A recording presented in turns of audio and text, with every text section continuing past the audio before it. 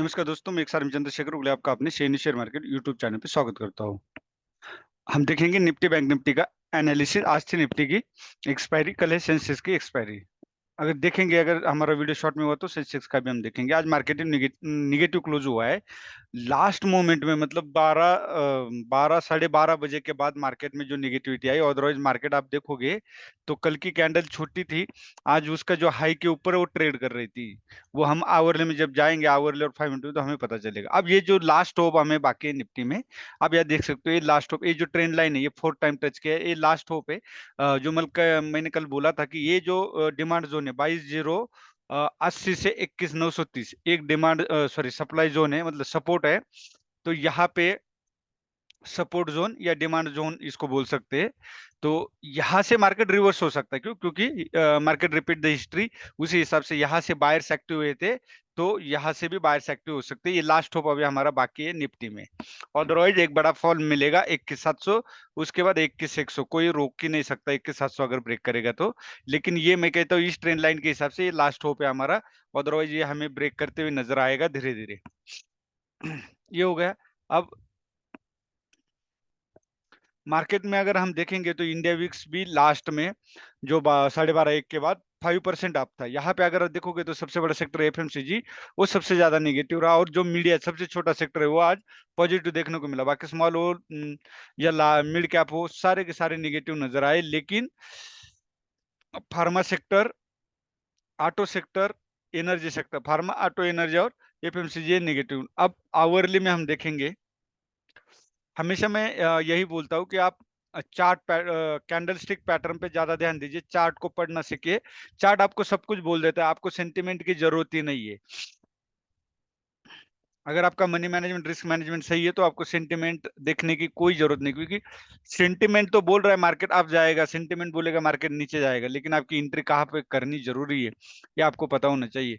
अगर आपको पता है मार्केट नीचे जाएगा और आप ओपन होते अगर पुट लेके रखते इस कैंडल के नीचे ब्रेक होते ही, आप देख सकते हो यहाँ पे आवरली में ये जो कैंडल है, डोजी कैंडल, इसके नीचे अगर आप पुट लेके रखते तो आप क्या यहाँ तक रुक पाते? मार्केट ने तो आया नीचे ही, आप देख सकते हो।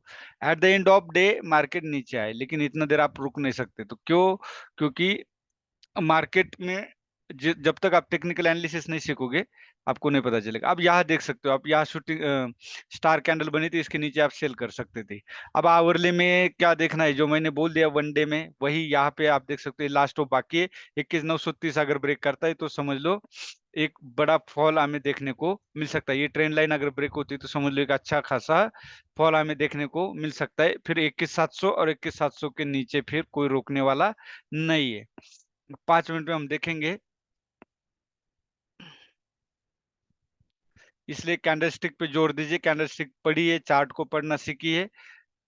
यहाँ पे देख सकते हो आप, देखो ये मार्केट जैसे ओपन हुआ, यहाँ पे हेड एंड शोल्डर पैटर्न हुआ था, आपको पता चलेगा। ये देखो एक ये हेड एंड शोल्डर पैटर्न बना था, तो यहाँ पे आपका एक बाइंग बनता था, और यहाँ पे आपको मिल भी गया होगा।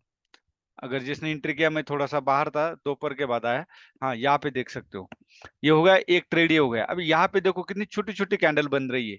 आप यहाँ देख सकते हो, ये देखो यहाँ से मार्केट जो देखो डाउन हुआ, दूसरे दिन गैप डाउन ओपन हुआ, मतलब क्या?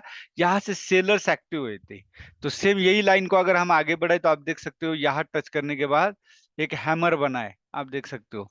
इसको शूटिंग स्टार भी बन सकते हो। थोड़ा सा वो अपसाइड वीक कम है, बॉडी और वीक सेम है, तो कोई बात नहीं। हम इसके नीचे भी ट्रेड कर सकते थे, अदरवाइज इस लाइन के नीचे हम ट्रेड कर सकते थे। ये लाइन ब्रेक हुई, ये 3 कैंडल करने के बाद आप देख सकते हो इसको। इसको भी मैं आपको लाइन में दिखाता हूँ, ये देखो। इस लाइन को ब्रेक करने के बाद पुल बैक और मार्केट सीधा नीचे, इसके नीचे आप सेल कर सकते थे, लेकिन इतना स्पीड से आया ना, मुझे नहीं लगता किसी को एंटर करने का मौका मिला होगा। ये हो गया निफ्टी का एक ट्रेड। आपको पता चल गया होगा ट्रेड के पीछे क्या लॉजिक था। सेकंडली क्या है, आप देख सकते हो यहाँ पे एंट्री तो नहीं कर सकते थे। एंट्री कहाँ पे बन जाती? यहाँ डबल टॉप बना, यहाँ से सेलर एक्टिव हुए थे और यहाँ से भी सेलर एक्टिव हुए थे, तो आपको ये देख सकते हो, यहाँ से सेलर्स एक्टिव हुए इस कैंडल को। ये देखो, जब नीचे आई तो यहाँ से जो बायर्स है, ये जो विक है, ये क्या बता रही है? बायर्स। ये विक क्या बता रही है? इसमें बायर्स आए थे। तो मतलब ये कैंडल जब अप साइड गई तो इसमें बायर्स आए थे और यहाँ से दोबारा सेलर्स ने एंट्री किया करना शुरू किया, तो सेम यहाँ पे भी सेलर्स आए। तो आप यहाँ पे भी एंट्री कर सकते थे, या तो ये जो यहाँ से मार्केट यम पैटर्न बना, आप देख सकते हो ये यम पैटर्न बना था, यहाँ से मार्केट नीचे आया तो आप इसके नीचे सेल कर सकते थे, आपको एक अच्छी खासी मूवमेंट मिलती। लेकिन यहाँ मुझे नहीं लगता किसी के पकड़ में आई होगी। तो हमेशा देखो, मार्केट जब रनिंग कैंडल में, जब स्पीड से मूवमेंट आता है तो इस रनिंग कैंडल में कभी नहीं बैठना, क्योंकि उसमें गामा हाई होता है 50-50 पॉइंट का, ये फ्लक्चुएशन मारता है। तो आप इतना दे बड़ा स्टॉप लॉस नहीं ले सकते। तो कभी भी चलते ट्रेंड में नहीं बैठना, आपको मौका मिलेगा। जब एक बार सेलर से एक बार बायर्स एक्टिव हुए तो आपको दोबारा मौका देंगे देंगे। ये हो गया हमारा निफ्टी का एनालिसिस। अब कल के लिए 22,170 के ऊपर बाय कर सकते हैं और 21,930 के नीचे आप सेल कर सकते हैं। अब हो गया बैंक निफ्टी। बैंक निफ्टी में सेम लास्ट होप, ये भी लास्ट होप है।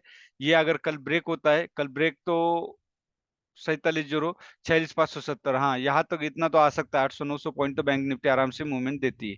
ये अगर कल ब्रेक होता है 46,540 का एक सपोर्ट लेने की मुझे आशा है। ये ब्रेक होता है तो फिर 45,677, मतलब आप लगा लो सीधा 1000 पॉइंट है। फिर उसके नीचे फिर ब्लड बाथ शुरू है। अगर 46,540 ब्रेक होता है तो उसके बाद ही मैं कहता हूँ ये ब्लड बाथ शुरू हो जाएगा, क्योंकि ये एक, हाँ ये नीचे वाली एक ट्रेंड लाइन एक होप है। तो इसलिए कैंडलस्टिक पैटर्न पढ़ना बहुत बेहद जरूरी है। आपको ये छोटे छोटे हाई जो लगा रहा था और ये जो एम पैटर्न बना, इसी से पता चल गया था कि मार्केट डाउन होने के एक करेक्शन होने की उम्मीद जाता है। आवरली में आप देख सकते हैं किस तरह से मार्केट, जो मैंने कल बोला था, आप देख सकते हो ये लाइन कल की है 46,980, कल का वीडियो देख सकते हो। करेक्ट यहाँ से मैंने बोला था सपोर्ट लेने की उम्मीद ज्यादा है और यहीं पे सपोर्ट लिया। क्यों? क्योंकि वही से मार्केट रिपीट द हिस्ट्री, और यहाँ से बायर्स एक्टिव हुए और मार्केट को अप साइड ले गए। अब एक मैं जो बोला 46,540 का एक सपोर्ट कल थोड़ा सा ले सकता है, अगर ये ब्रेक करता है तो आप एंट्री कर सकते हो 45,670 के लिए, या तो आप 46,000 के लिए। अगर 540 ब्रेक करता है तो 46,050 के लिए, मतलब कम से कम 450 पॉइंट की आपको एक मूवमेंट मिल सकती है। अब 5 मिनट में अगर आप देखोगे, ये देखो यहाँ पे भी ट्रेंड लाइन मारते या यहाँ पे एक ट्रेंड लाइन मारते तो सिमेट्रिकल ट्रायंगल बना था, या तो हम इसको पिनट भी बोल सकते हैं। इस पिनट को ब्रेक करते आप यहाँ पे एंट्री कर लेते, लेकिन गामा इतना हाई था कि मेरे आंखों के सामने ये गिरा कैंडल और बहुत हाई था, तो मैं इसमें एंट्री नहीं कर पाया। फिर मैंने एंट्री कहाँ पे किया? इस कैंडल के नीचे मैंने एंटर किया और मुझे एक अच्छा खासा, कम से कम 110 पॉइंट में से मैंने 80 पॉइंट इसमें कैच किए। ये था एनालिसिस बैंक निफ्टी का। आपको समझ में आया होगा एनालिसिस करने के पीछे का क्या लॉजिक था। यहाँ पे यही एक ट्रेड था, उसके बाद यहाँ पे एक ट्रेड बनता था। क्यों बनता था? यहाँ डबल बॉटम बना था, यहाँ सपोर्ट लिया था। इस ट्रेंड लाइन को अगर हम यहाँ खींचते तो आप इसके ऊपर एक कैंडल ट्रेड कर सकते थे और यहाँ पे आपका स्टॉप लॉस आ जाता।